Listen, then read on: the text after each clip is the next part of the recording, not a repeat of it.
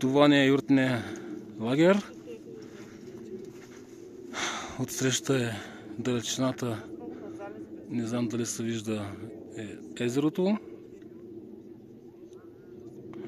В момента сме на 3200 метра над морска височина. И да видим юртата как изглежда отвътре. Това е една традиционна киргизстанска юрта. Тая вечер ще се спи тук.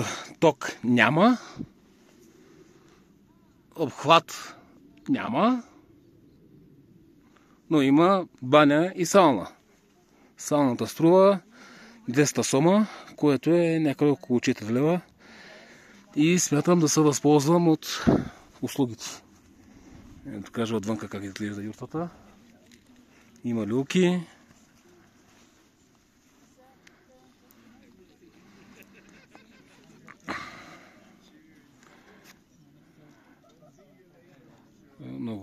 Много е красиво.